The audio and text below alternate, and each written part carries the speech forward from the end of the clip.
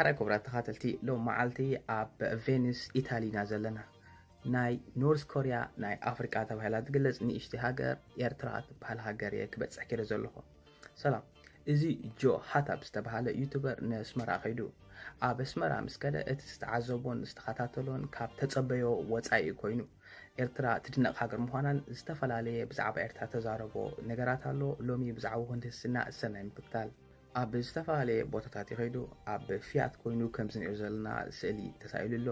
ንእሽተይ ቸንቶ ቤንሰተ እዛ ዓይነታ መኪና እውን ሒዙ ይሰኣል ኣሎ እዘን ዓይነት መኻይን ኣብ ዝኾነ ካልእ ዓለም ክትረኽበን ከም ቪንቴጅ መኻይን ስለ ዝኾነ ዳርጋ ድንቂ እዩ ስለዚ እቲ ካልቸር ናይ ኤርትራን እቲ ኩሉ ዝረኣዮን ክገልፆ ከሎ ብኸመይ እዩ ዝገልፆ ዳርጋ ኣብ frozen in time ማለት ኣብ ግዜ ዝተቐርጸ ስእሊ ከም ታሪኽ ክትከርኢ ከለኻ ምሽ እዚ ሲ ከመይሎም እዮም ሰሪሖም ወይልካ ትድነቕ ኣብ ታሪኽ ሓደ ፉሊ ስእሊ ስለ ዝህበካ ማለት ከመይ ነይሩ እቲ ነገራት ክትሪኦ ከለኻ እሙኻ ኣብዚ ዘመን እዚ እቲ ቅርስታት ክትሪኦ ከለኻ ዳርጋ ሂስቶሪካል አርቲፋክት ይበሃል ማለት እዩ ብድንቂ ዝገልጸሎ time is frozen here ክብልካ ገሊጽዎ ሓንቲ ካብቲ ዝተዛረበላ ኣብ ልዕሊ ፊያት ደይቡ ከሎ ዳርጋ 1930ታት ከም ዘለኻ ዘርኢ ስእሊ እዩ ዘሎ እቲ ዝገርም ግን ክሳብ ሕጂ ኣብ ኣፍሪቃና ዘለና ኣብ እዛ ጽብቕትን ምቹትን ሃገር ኤርትራ ገለገለ ካብቲ ዝዓዘብኩ ክነግረኩም ፊያት ታልጌሮ ዝበሃል እንዳ ጋዝ ስቴሽን ክትሪኢኹም ሲኔማ ኤምፐሮ ክትሪኢኹም ቲያትሮ ኣስመራ ክትሪኢኹም ኩሉ እዚ ናይ ኢጣልያ እዩ ሲኔማ ሮማ ከም ዘለውን ክገልጸልኩም መብዛሕትኩም ተኸታተልቲ ናይ ቻነል ኤርትራውያን ስለ ዝኾንኩም እዚ ሎ ዘሎ ኩሉ ትፈልጡ ኢኹም ንኻልእ ግን እዚ ድንቂ ስለ ዝኾነ ማለት ሕጂ እቲ ናተይ ኣገላልጻ ምናልባት ከምዚ ህዲ ኢለ ስለ ዝገልጾ ዘለኹ ብስምዒት ናቱ ክንሪኦ ከለና ግን ብድንቂ እዩ ዝገልጾ ዘሎ ብጣዕሚ ተመሲጡ እዩ ዝዛረብ ዘሎ ብዛዕባ ስፓጌቲ ክዛረብ ልክዕ ከም ናይ ኢጣልያ እዩ ዝጥዕሚ ክብል ዝገልጾ ገለ ካብቲ ዝሰሓበኒ ማኪያቶ ጀላቶ ከምኡውን ፊያት መኪና ሒዙ እናዘወረ ከሎ እዩ ዝገልጽ እታ መኪና ናይ ስዩም ደበሳይ ትብል ናይ ኤርትራ ካርታ ዘለዋ መኪና ኣነ እውን ከም ሜካኒክ መጠን እዘን መኻይን እዚአን እምቲ ናይ ቀደም ምዃነን ዳርጋ ኣብ ጽርግያ ትርኤየኒሃ ኣብ ካናዳስ ከምዚአን መኻይን ከም ቪንቴጅ መኻይን ኣብ ገዝኦም ኣቐሚጦም ክትርኤን ትኾንካ ዳርጋ ዝተፈላለየ ዲዛይን ሂቦም እዚአን ቪንቴጅ ዝኾና መኻይን ስለ ዝኾና ኩብራት ዝኾና መኻይን ክብሊኦም ዝዕቅብዎን ማለት እዩ ህዝቢ ኤርትራ ፈቃረን ተቐባሊ ጋሻን እዩ እቲ ዝገርም ወልሓንቲ ናይ ኢንተርኔት ኣክሰስ የለን እቲ ሰብ ነንሕድሕድ እዩ ዝዕልል ገሪሙኒ ሓደ ዝገረመኒ ነገር ኣሎ ከመይ ኢሎም ከምዝሎም ነብሩ ናይ ኣስመራ መንእሰይ ኣብ ገማግም ቀይሕ ባሕሪ ዘላ ንእሽተይ ሃገር ኤርትራ ብዝድነቕ ታሪኽ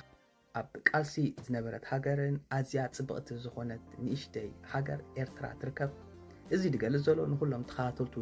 ናቱ ቻነል ካብ ዝተፈላለዩ ዓለም ስለ ዝኾኑ ኤርትራ ክሰምዑ ከለዉ እንታይ እያ ባህልቲ እዮም ሓቀው እዮም ከዓ ንእሽተይ ሃገር ኣብ ኢስት ኣፍሪካ ትርከብ ብዙሕ ተፈላጥነት ዘይብላ ሃገር ስለ ዝኾነት ምዝ ኩሉ ጽባቐ ግን ኤርትራ ንምንታይ ሓንቲ ካብተን ተነጸለ ሃገራት ኮይና ትነብር ንገለገለ ሰባት ከይዱ ብኣካል ብኢንተርቪው ምስ ሓቶም ብኸመይ ትራኸቡ ብኸመይ ከተዕልሉ ኢልዎም ኣብዚ ንሕና ብኢሜይል ንፅሓሓፍ ወይ ንደዋወል ወይ ድማ ብቆፀራ ኢና ንዕልል ክብል ይገሊጽሉ ገለ ካብ ዝተዓዘብኮ ብዙሕ ሰብ ኣብ ከተማ ይረኣኹን ዳርጋ እቲ ሃገር እዚኣስ ብዙሕ ሰብ የብላን ኮይኑ ይስምዓኒ ማእከል ከተማ ብዙሕ ሰብ የብሉን ቅድሚ ካልኣይ ውግእ ዓለም ምውድኡኻ እዚ ዓይነት ዲዛይን ንሕብረተሰብ ጠቓሚ ይኮነ ብምባል ድሓር ኣቋሪፆሞ ናብ እዚ ናይ ሕጂ ዘለናዮ ቅርስታት ወይ ድማ ሞደርን ኣርክቴክቸር ዝበሃል እዮም ክቕይሩ ወሲኖም እንተኾነ ግን እቲ ዝተሃነፀ ህንፃታት ኣርት ዴኮ ክብሉ ከለዉ ነቲ ናይ ኣብቲ ሽዑ እዋን ንመጻኢ ዝጠመተ ዓይነት ቅርስታት ከም ምዃኑ እዮም ዝግ ሕጂ ናብ ሆቴለይ ክወስደኩም ኣብ ሆቴለይ ኣተ ሻሂ ሰት ኣለኹ ንመጀመርታ ግዜ ተሲኤ مستساقو تليفوني كير اخو قطع ناب شاهي مستاي اتي اتي زغرب نسيو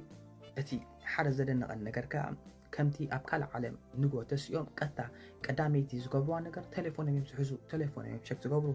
انا ግን ንፈለማ ግዜ ኣብ ነዊሕ እዋን ተሲኤ በቃ ንቁርሰይ ክጽበ ኮፊለ ብዘይ ተሌፎነይ እዞም ሰባት ትሪኦም ዘለኹም ከዓ ነሕዶም ይዕልሉ ይስሕቁ ይጻወትለው አይገርም እንደው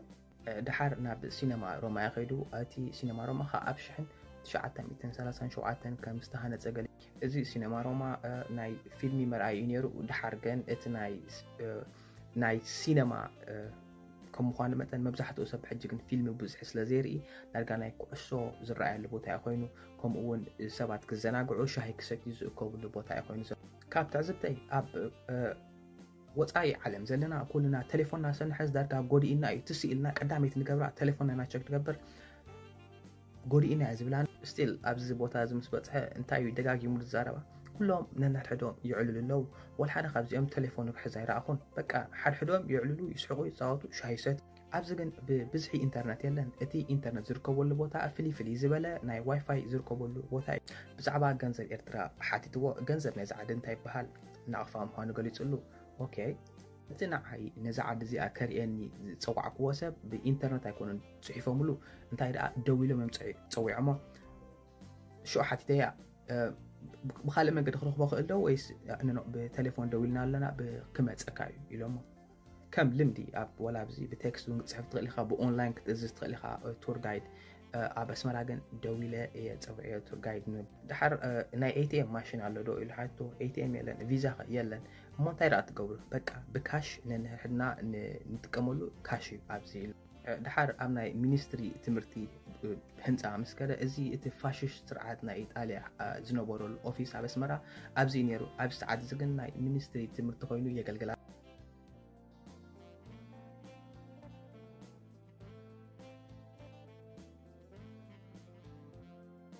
دحرنا بتياترو اسمرا ويدما اسمرا اوبرا هاوس وسيدو اب شحن شعتي فنعششمونت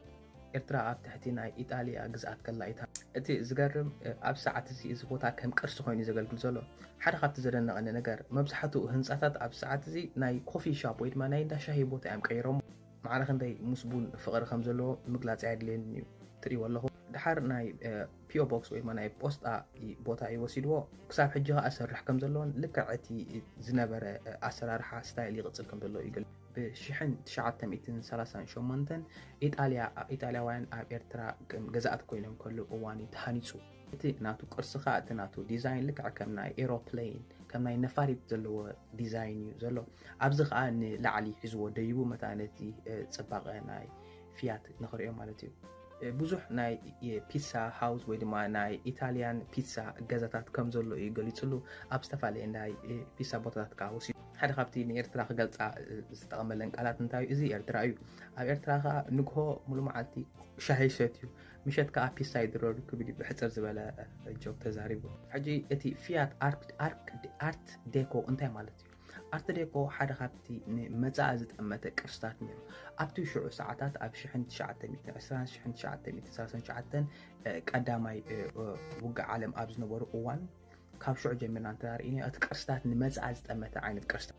ድሓር ኣብ ህንዳ ጀላተ ከይዱ ጀላተ ሓቡኒ እቲ ጀላተ ክንኩጥዕሞ ኢልዎ ጀላተ ጥዒሙ እንታይ ክብል ገሊፅዎ ኢንተርኔት ወላ እንተዘይብሎም ጀላተ ግን ኣለዎ ጥዑም ጀላተ ኣለዎ ክብል እዩ ተዛሪ ሓደ ናይ ኤርትራን ኪዩባን ዘመሳሰል ነገር ክነግረኩም ኢንተርኔት ክትጥቀም ተደኣ ኮንካ ኣብ እንዳ ኢንተርኔት ክትከይድ ኣለካ እዚ ከዓ ልክዕ ከምቲ ኪዩባ ዝነበረቶ እዩ ሓንቲ ካብተን ብሉፃት ናይ ኣስመራ ዘለዋ እንዳ ኢንተርኔት ካፌ ወሲድዎ ስለዚ ኢንተርኔት ክትጥቀም ተኾንካ እንዳ ኢንተርኔት ክትከይድ ኣለ ንሓደ ሰዓት ኢንተርኔት ክትጥቀም ከፊሉ ኢንተርኔት እናተጠቐመ የርኢ እዚ ዓይነት ቮቸር መብዛሕትና ኣብ ኣፍሪካ ንቕንበ እንትረኾና በዓል ኤምቲኤን ኤርተል ተጠቂምና ኢንተርኔት ንጥቀምና ስለዚ ስክራች ጌርካ ትጥቀም ኢኻ ኣብ ካልእ ዓለም ዘለዎ ግን እዚ ንዖም ድንቂ ገዚእካ ክትጥቀም ከዚ ለሚድናዮ ዘለና ብሰዓት ብፍላይ ኣብ ካናዳ ዘለኹም ጀስት ዋይፋይ እዩ ናይ ገዛ ዋይፋይ ትኸፍል ኣብ መብዛሕትኡ ቦታታት ከዓ ዋይፋይ ስለ ዘሎ ብኸምኡ እዩ ነቶም ካልእ ዓለም ዘለዉ ዳርጋ ይገርሞም እቲ ናቹራሊቲ ዘሎ ናይ ኤርትራ ማለት እዩ which is a beautiful thing ሓንቲ ካብተን ኣብቲ ኣስመራ ዝረኸባ ኣጋይሽ ኣስመራ ከመይ ክትጥምት እያ ኣነ ዝፈትዎ ዓዲ ንሳ እያ ዝፈትዋ ከተማ ንሳ እያ ኣብዚኣ ዓብየ ኣዝያ ኸ ዝፈትዋን ዘፍቅራን ክትብል እያ ገሊፅ ዳርጋ ኣብ ኣስመራ ኣለዋ ዝበሃላ እንዳ ሻሂ ኮፊ ሻፕ ኩለን በፂሕናየን ኣዝና ከዓ ፈቲናዮን ኣድኒቕናዮን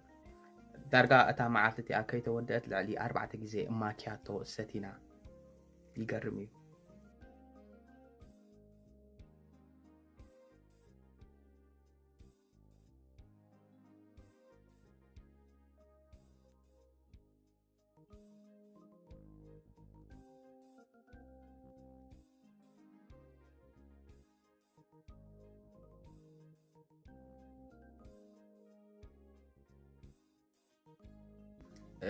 ኩሉ ኣብዛ ዓሊ ዘሎ ኣዝዩ ፍልይ ዝበለ እዩ ኣዝዩ ዘደንቕ ኣብ እንዳ ሙዚቃ ኬድና ካብ 1950ታት ክሳብ 70ታት ዘሎ ሙዚቃታት ኣርኤና ክንብል ሓቲትናዮ እቲ ዝገርም ነይርዎ ናብዚ ቦታ እዚ እዚ እንዳ ሙዚቃ ምስ መፀና ዳርጋ ንድሕሪት ተመለስኩ ኮይኑ እዩ ዝስማዓኒ ማለት ንድሕሪት ንግዜ ተመሊስና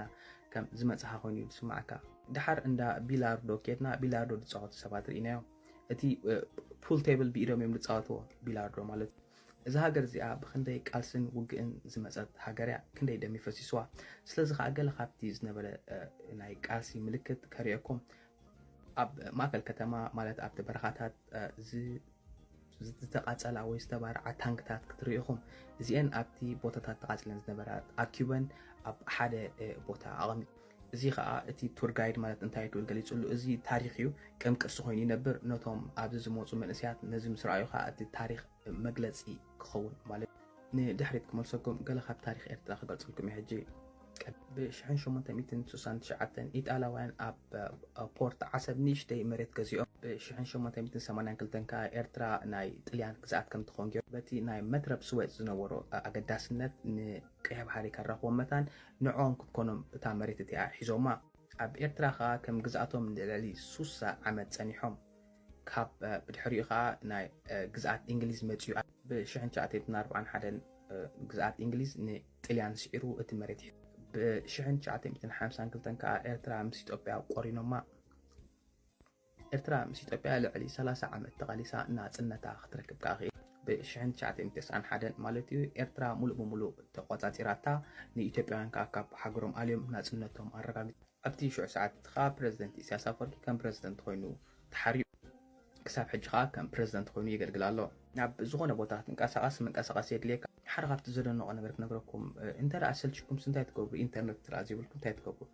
እንተደኣ ሰልችና ንወፅእ ሻሂ ንሰቲ እንዳ ሻሂ ወፂና ንዕልል ንስሕቅ ንፃወት ክብል ሓደ ካብቲ ፅቡቅ ልምድታት ኤርትራ ክነግረኩም ኣዝዩ ፅሩይን ፅፉፍን ዝኾነ ፀጊያ እዩ ዘለዎም ኩሎም ጉሓፎም ኣኪቦም ናብ ናይ ጉሓፍ መኪና የብፅሑ ምድር ባይ ጉሓፍ ገለ የለን ፅፍፍቲ ዝኾነት ሃገር ከምዚ ዓይነት ባህሪ ኣነ ኣብ ዝኾነ ዓይነት ሃገር ርኢ ኣይፈልጥኒ ንጎተሲካ እቲ ናትካ ጉሓፍ ኣብታ ናይ ጉሓፍ መኪና ተእትዎ ዘገርም ነገር እዩ ድሕሪኡ ናብ መደበር ይኸይዱ ፅባቐ መደበር ገሊፁ ኣብዚ ዘሎ ናይ ስራሓት ከዓ ብድንቂ እናረኣየ ብፅቡቅ ምዃኑን ዘደንቕ ምዃኑን ገሊፁ እዛ ሃገር እዚኣ ብሰንኪ ዶባታ ብዙሓት ተቃሊሳ ኣብ ሰዓት እዚ ግን ነፃ ዝኾነት ሃገር ኮይና ትነብር ፅባቐ ኤርትራ ኣዝዩ ዝስሕብን ክትእይዎ ዘለኩም ነገር እዩ ክብል እዩ ደምዲምዎ ሓራይ ክቡራት ተኸታተልቲ እዛ መደብ እዚኣ visiting Africa's most isolated country ክብል ገሊፅዋ እታ the Italy of Africa ናይ ኢጣልያ ናይ ኣፍሪካ እዛ